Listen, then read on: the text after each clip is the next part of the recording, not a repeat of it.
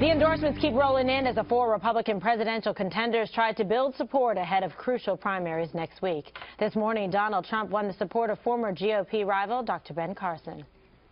Now, some people said, well, why would you get behind a man like Donald Trump? I've come to know Donald Trump over the last few years.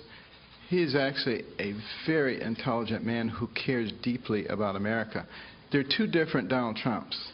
There's the one you see on the stage, and there's the one who's very cerebral, sits there and considers things very carefully. You can have a very good conversation with him. And that's the Donald Trump that you're going to start seeing more and more of. Donald explains the special roles he has in mind for his friend Ben if elected president. He was telling me things about education, and it was so right on, and it was so good, and it's such an important element for our country. And I said, Ben, congratulations. You just have to get involved with us with education. And he's going to get very much involved in health care, where he's an expert. It's such an honor to have Ben. He's a friend. He's become a friend, and I really appreciate the endorsement, Ben. Thank you. Meanwhile, Ted Cruz also scored an endorsement today from the National Review. Quote, Cruz is a talented and committed conservative. He is also Republicans' best chance for keeping their presidential nomination from going to someone with low character and worse principles. We support Ted Cruz for president. All right, so let's talk about surprises, shall we? Sorpresas. Any surprise, Dana, you think that Ben Carson endorsed Donald Trump, and then also with respect to Ted Cruz and National Review? A little bit. There's always like that moment when finally, it used to be the newspaper's endorsement carried a lot of weight, and so you would want to see, when growing up in Denver, who did the Rocky Mountain News choose and who did the Denver Post choose? They were usually the opposite sides, but that was always an important thing. This time is more important, I think. Like earlier in the week, Ted Cruz got the endorsement of Carly Fiorina, a former presidential candidate. 2 weeks ago, so it was Chris Christie decided to go with Trump, and now Ben Carson. So in a way, it's a little bit of a surprise, but I thought that Ben Carson gave a really nice speech there. And again, remember, I'm for adding, not subtracting when it comes to endorsements. I also think that regardless of who wins the nomination on the Republican side, or even if the Democrats were to win the presidency, I think Dr. Ben Carson's contribution to either education or healthcare or the moral character and moral fiber of the country is going to be very important. And he actually, when he did his concession speech, well, saying that he was withdrawing when he was at CPAC last week, he talked about how his organization is going to continue to be a voice for those issues.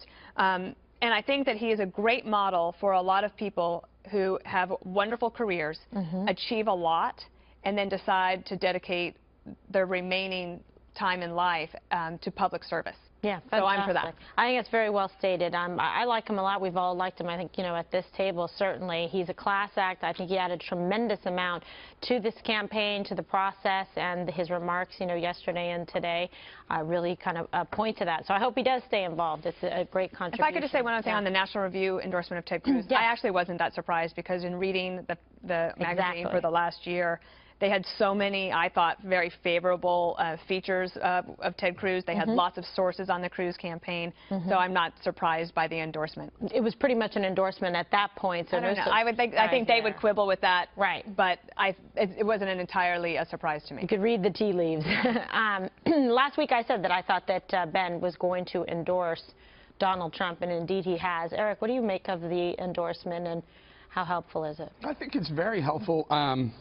For a couple of reasons. Number one, the evangelicals, you know, Ted Cruz wants to own that vote. Donald Trump has done very well with evangelicals, and I think this will only help solidify that going forward. That was important. But also, so Donald Trump said he had a long discussion with Ben Carson yesterday. Then there was a debate, and there was a different Donald Trump on the debate stage last night. It was a little bit more, it wasn't as firebrandish. It was a little bit more thoughtful, a little bit quieter. A lot of people would say it was his best performance in a long time. And maybe Dr. Carson is giving him a little bit of that, the lesson on tone, which would be a great thing for him as well. And I noticed when Donald Trump had his 9 a.m. press conference announcing that Carson's going to be his an endorsement from Carson was going to happen. He also mentioned education. Now, Dana mentioned it as well. which tells me there's something there that Ben Carson could add to if it ends up being a Donald Trump administration. Well, maybe there's something there that he would bring in a Ben Carson and say, hey, run the Department of Education or help us out with this, or somebody Surgeon else. General. But remember, people say, hey, Donald Trump's not qualified to run the country. But if you keep bringing in people who are qualified, I mean, there's no question Ben Carson's qualified to do a lot of these things, Surgeon General, Department of Education. That's how you do it. That's how you get it done if you don't have the political. Well, it's kind of a business approach of like best practices, getting the people that are the experts are very qualified in their fields. Interesting. And on the NRO? Yeah. No surprise either. They want anyone but Trump, and they see the only path to anyone but Trump is through Ted Cruz. And you've said that the only other path is through Ted Cruz in terms of the math and the numbers, down to 2 people.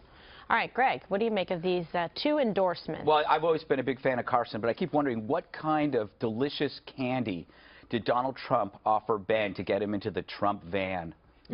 You know, that's kind of a pedophile comparison. Yeah, we got it. Who would do such a thing? Oh, yes, Trump did that with Ben Carson. So that's what I find really interesting is that we're in an era now where you can compare somebody to a child molester or say that they're pathologically damaged and then still get that person's endorsement.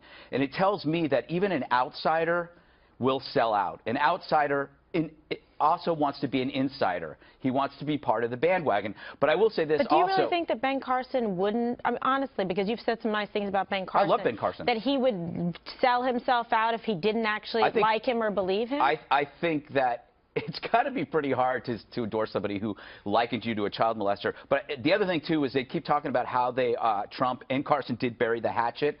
I would be careful using that terminology with Ben Carson. He might take it literally. Or bury the hammer. Yes. Yes, indeed. All right. What about your buddy, Ben? Well, no, I'm with Greg. I don't understand it. I mean, he called him a pathological liar. He said that, in fact, the people of Iowa were stupid to be buying into Ben Carson. So I can believe you can try to bury the hatchet, but let's look at the politics for a second. The politics are Carson refused to have anything to do with Cruz because he thinks Cruz absolutely cheated in Iowa, and then followed up saying, oh, let's have a meeting, let's get together, let's settle everything, but used it to show off to the media that he was talking to Ben. So Ben Carson's mad at Ted Cruz. Okay. Then you come to how does he endorse, you know, and what does the endorsement mean? I don't think it means much with the evangelicals. I think evangelicals are already doing pretty well for Donald Trump. You don't think Ben Carson brings any evangelical votes? No, and not at this point. Trump? Not at this point. Well, he's saying Trump is doing well with evangelicals. He's already doing well. So the key here for me is more like, you know what? No, hold on. The key here for me is more like reality TV. It's like you're fired or you're off the island. Both Christie and now Ben Carson seems smaller and removed from me, as opposed to Carson, who previously said, you know what, I'm going to do something to bring evangelicals, the religious community, into the political process going forward, run his own game. Now it's simply that he's in Trump's wake, and I think Greg's onto it. He wanted to get on the bandwagon while the bandwagon was still rolling. Christie, you said it before, Christie needed a job. And I think Ben looks at this as Dr. Carson. Sure. Looks at this as an opportunity, as a lot of people do. When they see something that's happening, that's a phenomenon, you go like, should I get on this or should I stay off it? But they're getting on the ones that they feel are going to end up inevitably the best chance of becoming. That's my point. Staying relevant. That's Eric, let me ask you a matter of integrity and principle, conservative principle. How do you get on the bandwagon if you're a Republican conservative with somebody who alienates from the GOP's traditional stance on international trade? How about Israel? I'm neutral on Israel, he says. How about Social Security benefits? No cuts, he says. How about Cuba? Oh, no problem. Let's make a deal. Obama should have just made a better deal. Then he says, oh, the GOP should just embrace me. Forget about the real political, ideological differences. Embrace me. Is this a question or a comment? This is the truth. Right. That's what it is. That's the truth. Dana, what about Secretary of Health and what is it, Human? Again, I find it.